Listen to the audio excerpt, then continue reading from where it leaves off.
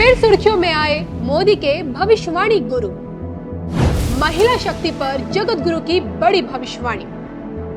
भविष्यवाणी में देश के राष्ट्रपति का छिड़ा जिक्र।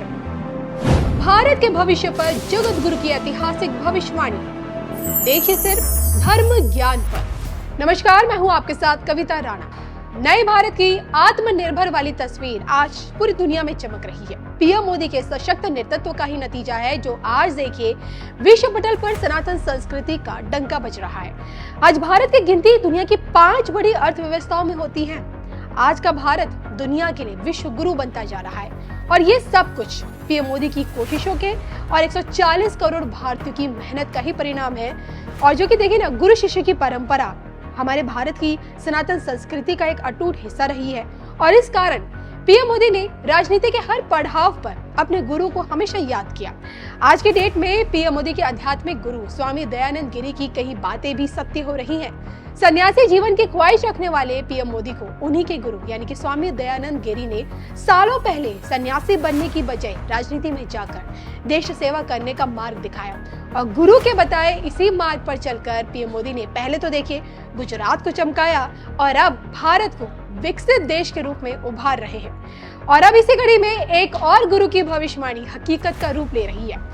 चित्रकूट से आने वाले जगत गुरु स्वामीराम भद्राचार्य आज की तारीख में पीएम मोदी के भविष्यवाणी गुरु बन चुके हैं, क्योंकि पीएम मोदी को लेकर जगत गुरु की भविष्यवाणियां सत्य होती हैं। 22 भाषाओं के ज्ञाता, 80 ग्रंथों के रचयिता जगत गुरु राम भद्राचार्य ने देखिए पीएम मोदी को लेकर अब तक जितनी भी बातें कही, जो भी भविष्यवाणी की, वो अक्षरतः सत्य से हुई, जिसके चलते अब लोग उन्हें मोदी का भविष्यवाणी गुरु बता रहे हैं। अब देखिए ना, 14 और 19 के चुनाव से पहले ही जगत गुरु ने मोदी की जीत की भविष्यवाणी की, जो सत्य हुई। फिर मोदी के नेतृत्व में ही भारत एक आत्मनिर्भर देश बनकर उभरेगा, ये भी जगत गुरु ने बता दिया था, जो सत्य हुआ।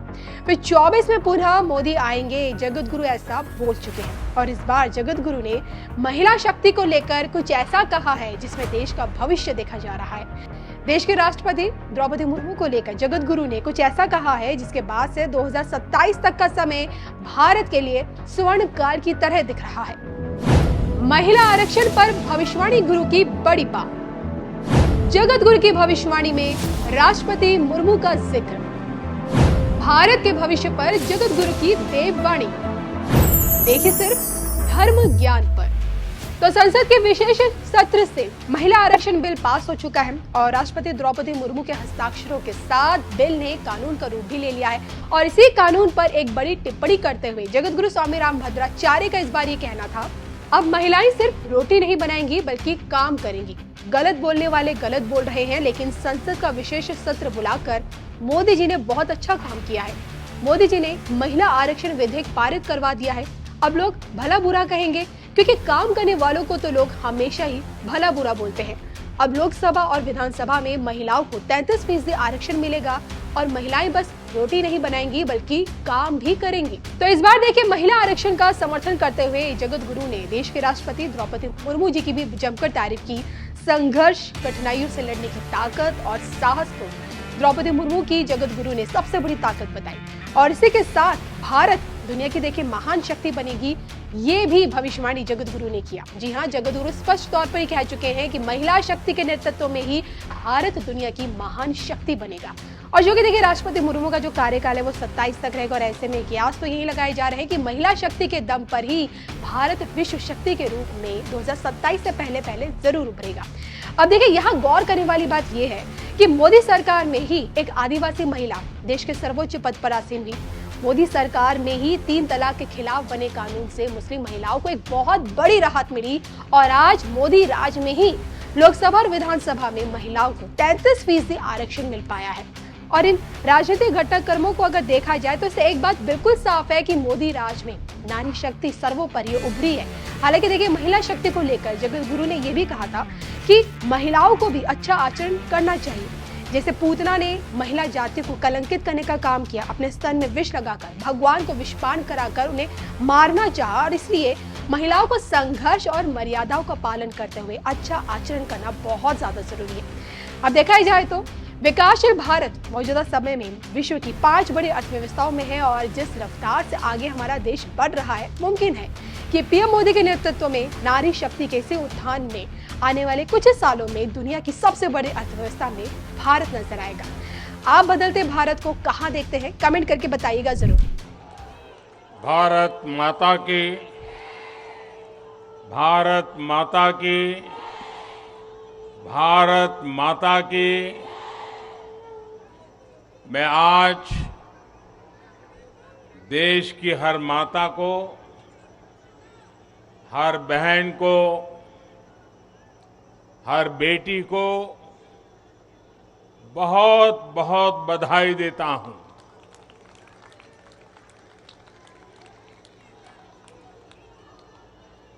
कल और परसों 20 और 21 सितंबर को हम सबने एक नया इतिहास बनते देखा है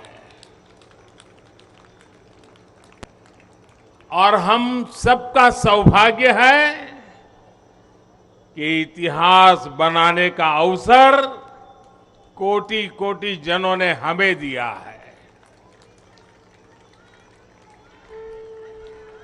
आने वाली अनेकों पीढ़ियों तक इस निर्णय की चर्चा होगी,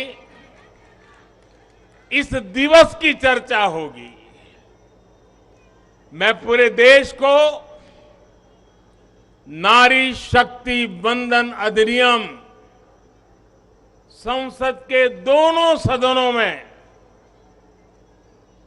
और भारी बहुमत से और राज्यसभा में तो सर्वसम्मति से पास होने की बहुत बहुत बधाई देता हूं। पार्टी के राष्ट्रीय अध्यक्ष श्री जेपी नड्डा जी, अन्य सभी वरिष्ठ साथी और आज मैं देश की माताओं बहनों को भी यहां दूर से प्रणाम करता हूं। कभी कभी किसी निर्णय में देश के भाग्य को बदलने की क्षमता होती है और आज हम सभी ऐसे ही एक निर्णय के साक्षी बने हैं। संसद के दोनों सदनों द्वारा नारी शक्ति वंदन अधिनियम रिकॉर्ड मतों से पारित किया जा चुका है। जिस बात को देश को पिछले कई दशकों से इंतजार था, वो सपना अब सच हुआ है। ये पूरे देश के लिए बहुत ही खास समय है। ये भाजपा के हर एक कार्यकर्ता के लिए भी बेहद खास दिन है। आज हर नारी का आत्मविश्वास, हर नारी का आत्मविश्वास आसमान छू रहा है। पूरे देश की माताएं, बहनें और बेटियां